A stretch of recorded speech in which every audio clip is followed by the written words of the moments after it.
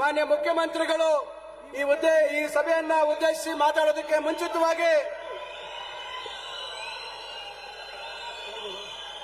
ಅವರು ಮಾತಾಡಿದ ನಂತರ ಚಿಕ್ಕಬಳ್ಳಾಪುರ ವಕೀಲರ ಸಂಘ, ನಗರಸಭೆ ಹಾಗೂ ಕುರುಬರ ಸಂಘ ಮತ್ತು ಚೀಮೂಲಿಂದ 3 ಜನ ನಾಯಕರಿಗೆ ಸನ್ಮಾನ ಕಾರ್ಯಕ್ರಮ ಇರ್ತದೆ. ದಯವಿಟ್ಟು ಮಾನ್ಯ ಮುಖ್ಯಮಂತ್ರಿಗಳ ಭಾಷಣದ ನಂತರ ಈ ಸನ್ಮಾನ ಕಾರ್ಯಕ್ರಮಗಳನ್ನ ತಾವು ನೋಡಬೇಕು, ವೀಕ್ಷಣೆ ಮಾಡಿ ಊಟವನ್ನ ಸ್ವೀಕರಿಸಬೇಕು ಅಂತ ಹೇಳಿ ತಮ್ಮೆಲ್ಲರಲ್ಲೂ ನಾನು ಕೋರ್ತೇನೆ.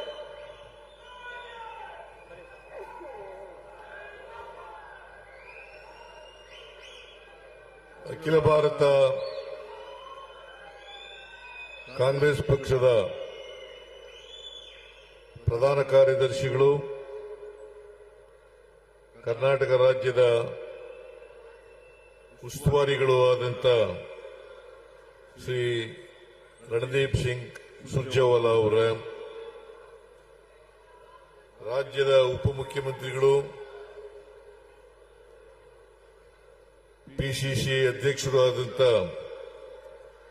ಶ್ರೀ ಡಿ.ಕೆ. ಶಿವಕುಮಾರ್ ಅವರ, ಎಐಸಿಸಿ ಕಾರ್ಯದರ್ಶಿಗಳಾದಂತ ಶ್ರೀ ಅಭಿಷೇಕ್ ದತ್ತಾ ಅವರ,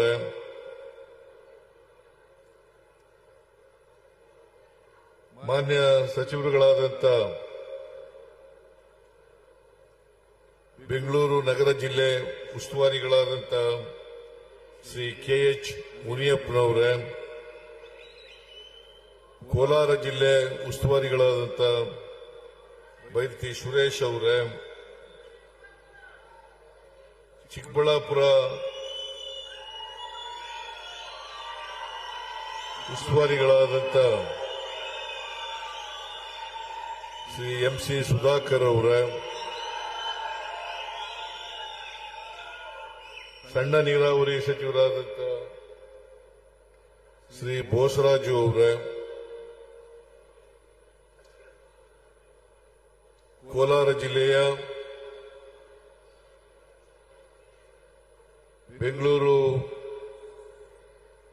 ನಗರ ಜಿಲ್ಲೆಯ ಹಾಗೂ ಚಿಕ್ಕಬಳ್ಳಾಪುರ ಜಿಲ್ಲೆಯ ಎಲ್ಲ ಶಾಸಕ ಮಿತ್ರರೇ, ವೇದಿಕೆ ಮೇಲಿರ್ತಕ್ಕಂಥ ಎಲ್ಲ ಶಾಸಕ ಮಿತ್ರರೇ,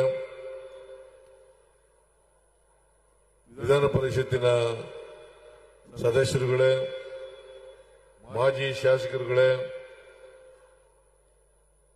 ವೇದಿಕೆ ಮೇಲಿರ್ತಕ್ಕಂಥ ಎಲ್ಲ ಕಾಂಗ್ರೆಸ್ ಪಕ್ಷದ ಮುಖಂಡರುಗಳೇ, ಇಲ್ಲಿ ಇಷ್ಟು ದೊಡ್ಡ ಸಂಖ್ಯೆಯಲ್ಲಿ ಸೇರಿದ್ದಂತ ಈಗಲೂ ಇರತಕ್ಕಂಥ ಎಲ್ಲ ಆತ್ಮೀಯ ಬಂಧುಗಳೇ, ತಾಯಂದಿರೇ, ಸುದ್ದಿ ಮಾಧ್ಯಮದ ಗೆಳೆಯರೇ, ಈಗಾಗಲೇ ಅನೇಕ ಜನ ನಮ್ಮ ಮುಖಂಡರುಗಳು ಮಾತನಾಡಿದ್ದಾರೆ. ನೀವೆಲ್ಲರೂ ಕೂಡ ಇವತ್ತು ಮನ್ರೇಗಾ ಉಳಿಸಿ ಅಭಿಯಾನದಲ್ಲಿ ಭಾಗವಹಿಸಲಿಕ್ಕೆ ಬಂದಿದ್ದೀರಿ. ಇಷ್ಟೊಂದು ದೊಡ್ಡ ಪ್ರಮಾಣದಲ್ಲಿ ಸಭೆಯನ್ನು ಏರ್ಪಾಡು ಮಾಡಿದಂತ ಕೆ.ಎಚ್. ಮುನಿಯಪ್ಪನವರಿಗೆ, ಬೈರತಿ ಸುರೇಶ್ ಅವರಿಗೆ ಮತ್ತು ಸುಧಾಕರ್ ಅವರಿಗೆ ಹಾಗೂ ಈ 3 ಜಿಲ್ಲೆಯ ಎಲ್ಲ ಕಾಂಗ್ರೆಸ್ ಸದಸ್ಯರುಗಳಿಗೆ, ಎಂಎಲ್ಎಗಳಿಗೆ ನಾನು ಹೃತ್ಪೂರ್ವಕವಾಗಿ ನಮಸ್ಕಾರಗಳನ್ನು ಬಯಸ್ತಾ ಇದ್ದೇನೆ. ನಾವು ಸ್ವಲ್ಪ ತಡವಾಗಿ ಬಂದು, ಹಾಗಾಗಿ ಈ ಸಭೆ ಪ್ರಾರಂಭ ಆಗೋದು ಕೂಡ ತಡ ಆಯಿತು. ಅದಕ್ಕಾಗಿ ನಮ್ಮೆಲ್ಲರಿಗೆ ಕ್ಷಮಿಸಬೇಕು ಅಂತೇಳಿ ನಿಮ್ಮಲ್ಲಿ ಅತ್ಯಂತ ಕಳಕಳಿಯಿಂದ ಪ್ರಾರ್ಥನೆಯನ್ನ ಮಾಡ್ತೇನೆ. ಇವತ್ತು ಇಡೀ ದೇಶಾದ್ಯಂತ ಮನ್ರೇಗಾವನ್ನು ಉಳಿಸಿ ಅಭಿಯಾನ ಪ್ರಾರಂಭ ಆಗಿದೆ. ಕರ್ನಾಟಕದಲ್ಲೂ ಕೂಡ ಇದು ಪ್ರಾರಂಭ ಆಗ್ತಾ ಇದೆ. ಉದ್ದೇಶ ಏನಪ್ಪಾ ಅಂತಂದ್ರೆ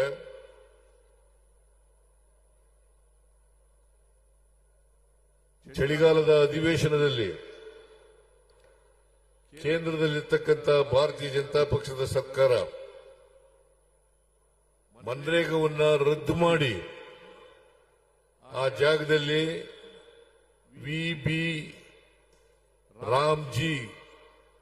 ವಿಬಿಜಿ ರಾಮ್ಜಿ ಗ್ರಾಮೀಣ ಕಾಯ್ದೆಯನ್ನ ಜಾರಿ ಮಾಡಿದೆ.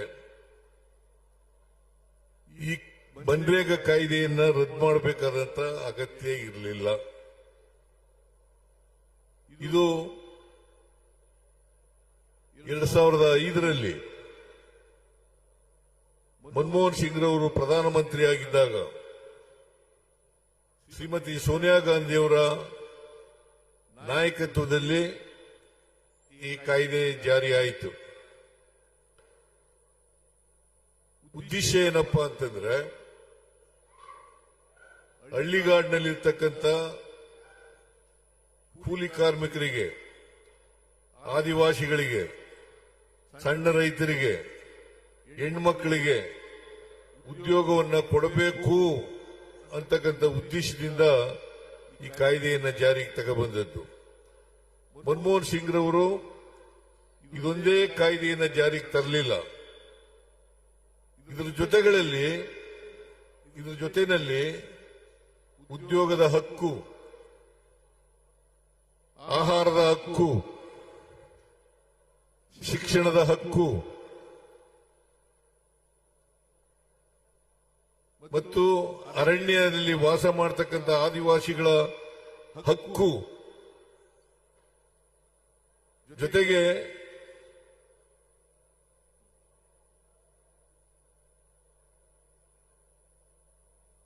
ಈ ಇನ್ಫಾರ್ಮೇಶನ್ ಹಕ್ಕು ಇದನ್ನು ಕೂಡ ಜಾರಿಗೆ ತಗೊಬಂದಿದ್ರು. ಈ ಜಾರಿ ಆದಮೇಲೆ ಇವುಗಳನ್ನೆಲ್ಲ ದುರ್ಬಲಗೊಳಿಸತಕ್ಕಂಥ ಕೆಲಸವನ್ನ ಮಾನ್ಯ ನರೇಂದ್ರ ಮೋದಿ ಅವರ ಸರ್ಕಾರ ಮಾಡ್ತಾ ಬಂತು. ಜೊತೆಗೆ ಮನ್ರೇಗಾವನ್ನೇ ಕಿತ್ತಾಕ್ತಕ್ಕಂಥ ಕೆಲಸವನ್ನ ಮಾಡಿದ್ರು. ಇದ್ರ ಬಗ್ಗೆ ಚರ್ಚೆ ಆಗಲಿಲ್ಲ. ಕೇವಲ 17ನೇ ತಾರೀಕು, ಡಿಸೆಂಬರ್ 17ನೇ ತಾರೀಕು 8 ಗಂಟೆ ಮಾತ್ರ ಚರ್ಚೆ ಆಯಿತು. 18ನೇ ತಾರೀಕು ಇದನ್ನ ಪಾಸ್ ಮಾಡಿ ವಿಬಿಜಿ ರಾಮ್ಜಿ ಕಾಯ್ದೆಯನ್ನ ಜಾರಿಗೆ ತಗೊಬಂದಿದ್ದಾರೆ. ವಿಬಿಜಿ ರಾಮ್ಜಿ ಅಂತಂದ್ರೆ ವಿಕಸಿತ್ ಭಾರತ್ ಗ್ಯಾರಂಟಿ ಫಾರ್ ರೋಜ್ಗಾರ್,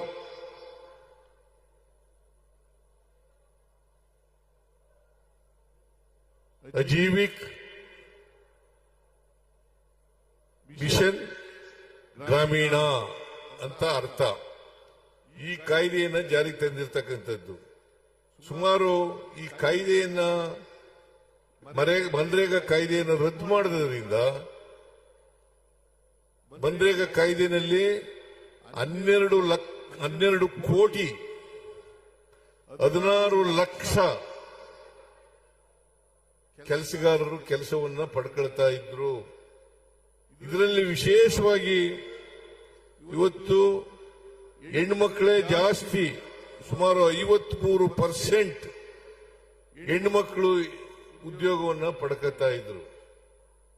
ಜೊತೆಗೆ ಪರಿಶಿಷ್ಟ ಜಾತಿಯವರು 17%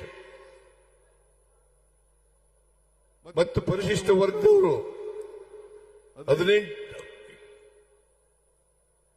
7%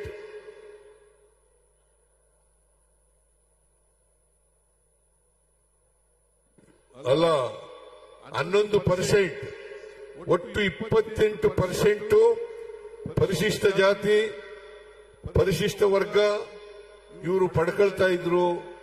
ಇದನ್ನ ಇವತ್ತು ಕಿತ್ಕೊಳ್ತಕ್ಕಂಥ ಕೆಲಸವನ್ನ ಮಾಡ್ತಾ ಇದ್ದಾರೆ.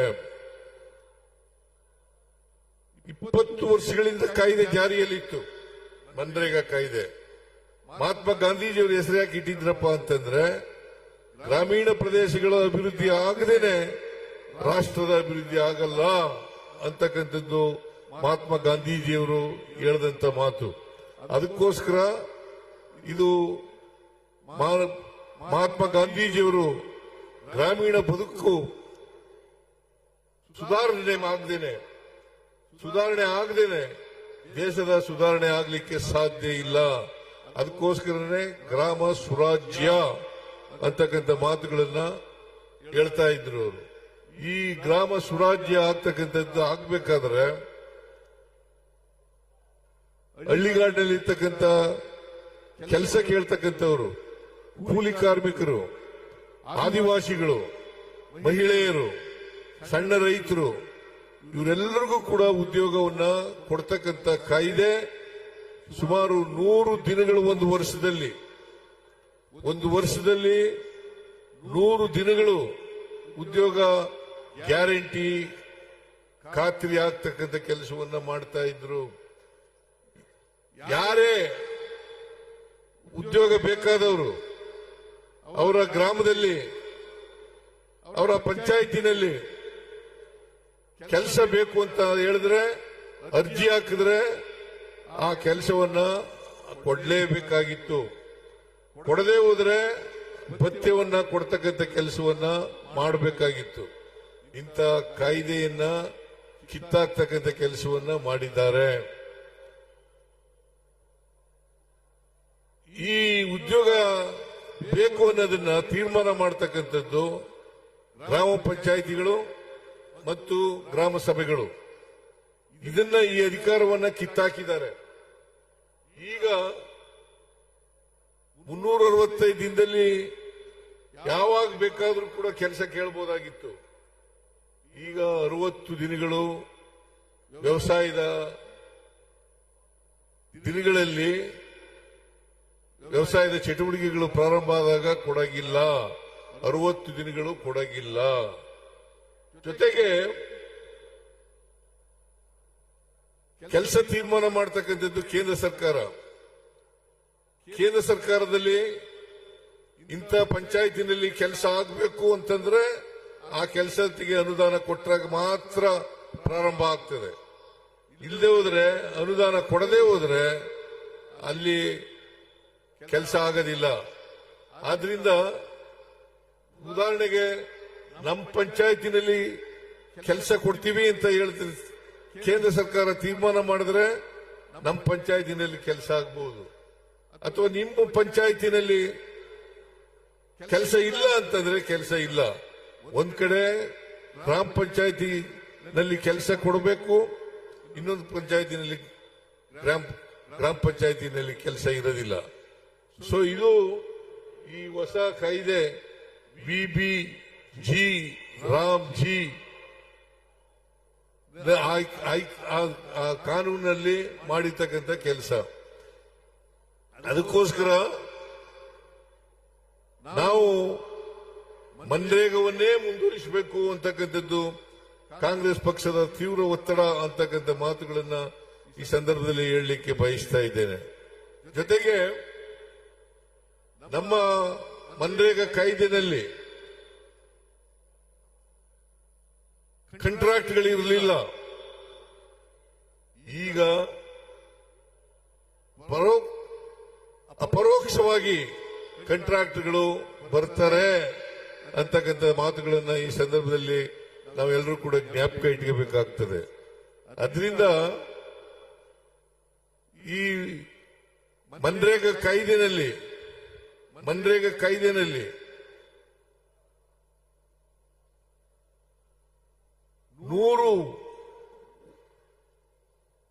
100 ದಿನ ಉದ್ಯೋಗ ಮಾಡಿದ್ರೆ ಅಷ್ಟು ದಿನಗಳ ಕೆಲಸದ ಮಜೂರಿಯನ್ನ ಕೊಡಬೇಕಾಗಿತ್ತು. ಸಾಮಗ್ರಿಗಳಿಗೆ ಮಾತ್ರ 10% ಕೊಡ್ತಕ್ಕಂಥ ಕೆಲಸವನ್ನು ಮಾಡ್ತಾ ಇದ್ರು. ಈಗ ರಾಜ್ಯ ಸರ್ಕಾರ 40% ಕೊಡಬೇಕು, ಕೇಂದ್ರ ಸರ್ಕಾರ 60% ಕೊಡಬೇಕು ಅಂತ ಈ ಹೊಸ ಕಾಯ್ದೆನಲ್ಲಿ ಮಾಡಿದ್ದಾರೆ. ಅದರಿಂದ ರಾಜ್ಯ ಸರ್ಕಾರಗಳ ಹಿತ ಕಾಪಾಡುವುದರಲ್ಲಿ ಸಂಪೂರ್ಣವಾಗಿ ಕೇಂದ್ರ ಸರ್ಕಾರ ಮರೆತಿದೆ ಅಂತಕ್ಕಂಥ ಮಾತುಗಳನ್ನ ಈ ಸಂದರ್ಭದಲ್ಲಿ ಹೇಳಲಿಕ್ಕೆ ಬಯಸ್ತಾ ಇದ್ದೇನೆ. ಅದರಿಂದ ನಾವು ಈ ಕಾಯ್ದೆಯನ್ನ ಉಳಿಸಬೇಕಾದದ್ದು, ರಕ್ಷಣೆ ಮಾಡ್ಕೋಬೇಕಾಗಿರ್ತಕ್ಕಂಥದ್ದು ಅತ್ಯಂತ ಅವಶ್ಯ, ಅನಿವಾರ್ಯ ಅಂತಕ್ಕಂಥ ಮಾತುಗಳನ್ನ ಈ ಸಂದರ್ಭದಲ್ಲಿ ತಾವೆಲ್ಲರೂ ಕೂಡ ಅರ್ಥ ಮಾಡ್ಕೊಂಡಿದ್ದೀರಿ ಅಂತಕ್ಕಂಥದ್ದು ನನ್ನ ಭಾವನೆ. ಅದರಿಂದ ಇಡೀ ದೇಶದಲ್ಲಿ ಕಾಂಗ್ರೆಸ್ ಪಕ್ಷ ಮನ್ರೇಗಾವನ್ನು ರಕ್ಷಣೆ ಮಾಡಲಿಕ್ಕೋಸ್ಕರ ಅದನ್ನ ಉಳಿಸಿಕೊಳ್ಳಲಿಕ್ಕೋಸ್ಕರ ನಾವು ಹೋರಾಟವನ್ನ ಮಾಡ್ತಾ ಇದ್ದೀವಿ ಅಂತಕ್ಕಂಥ ಮಾತುಗಳನ್ನ ಈ ಸಂದರ್ಭದಲ್ಲಿ ಹೇಳಲಿಕ್ಕೆ ಬಯಸ್ತಾ ಇದ್ದೇನೆ. ನಮ್ಮ ಬೇಡಿಕೆಗಳು ಪ್ರಮುಖವಾಗಿ ವಿಕಸಿತ ಭಾರತ್ ರಾಮ್ಜಿ ಕಾಯ್ದೆಯನ್ನು ಸಂಪೂರ್ಣವಾಗಿ ರದ್ದುಗೊಳಿಸಬೇಕು. ಮಹಾತ್ಮ ಗಾಂಧಿ ರಾಷ್ಟ್ರೀಯ ಗ್ರಾಮೀಣ ಉದ್ಯೋಗ ಖಾತ್ರಿ ಯೋಜನೆಯನ್ನ ಮನ್ರೇಗಾವನ್ನ ಮರು ಜಾರಿಗೊಳಿಸಬೇಕು. ಬಹುಶಃ ನಿಮ್ಗೆಲ್ರಿಗೂ ಕೂಡ ಗೊತ್ತಾಗಿದೆ ಅಂತಕ್ಕಂಥದ್ದು ನನ್ನ ಭಾವನೆ. ಆದ್ದರಿಂದ ವಿಕಸಿತ ಭಾರತ ರಾಮ್ಜಿ ಕಾಯ್ದೆಯನ್ನು ಸಂಪೂರ್ಣವಾಗಿ ರದ್ದುಗೊಳಿಸಬೇಕು. ಇವು ನಮ್ಮ ಬೇಡಿಕೆಗಳು. ಮಹಾತ್ಮ ಗಾಂಧಿ ರಾಷ್ಟ್ರೀಯ ಗ್ರಾಮೀಣ ಉದ್ಯೋಗ ಖಾತ್ರಿ ಯೋಜನೆಯನ್ನ ಮರು ಜಾರಿಗೊಳಿಸಬೇಕು. ಜನರ ಉದ್ಯೋಗದ ಹಕ್ಕನ್ನು ಪುನರ್ಸ್ಥಾಪಿಸಬೇಕು.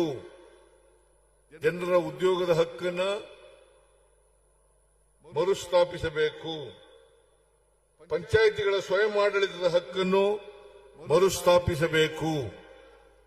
ದೇಶಾದ್ಯಂತ ದಿನಕ್ಕೆ 400 ರೂಪಾಯಿ ಕನಿಷ್ಠ ವೇತನವನ್ನು ನೀಡಬೇಕು.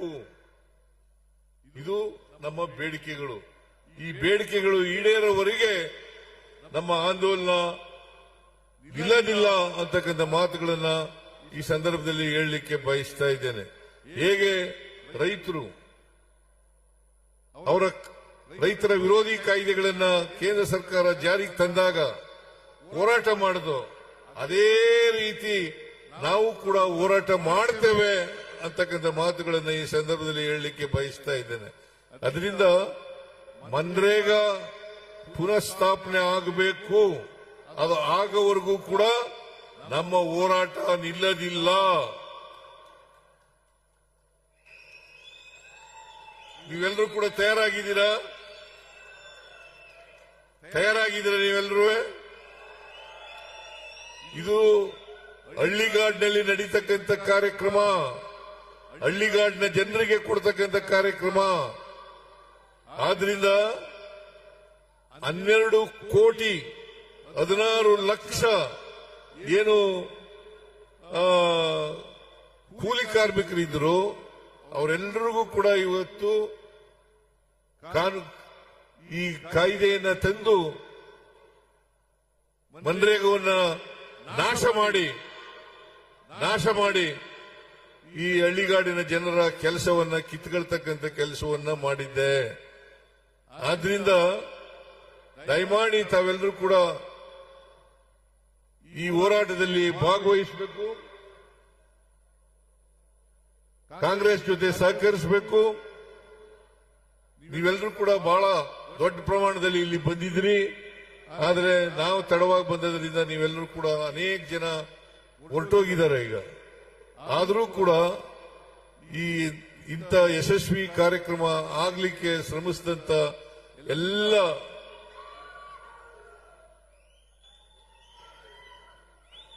ಎಲ್ಲ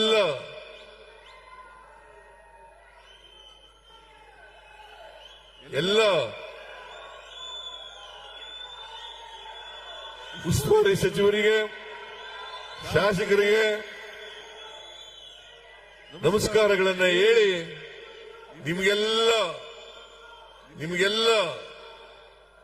ವಂದನೆಗಳನ್ನ ಹೇಳ್ತಾ ನನ್ನ ಮಾತನ್ನ ಮುಗಿಸ್ತೇನೆ. ಜೈ ಹಿಂದ್, ಮಾನ್ಯ ಜೈ ಕರ್ನಾಟಕ, ಮಾನ್ಯ ಜೈ ಸಂವಿಧಾನ.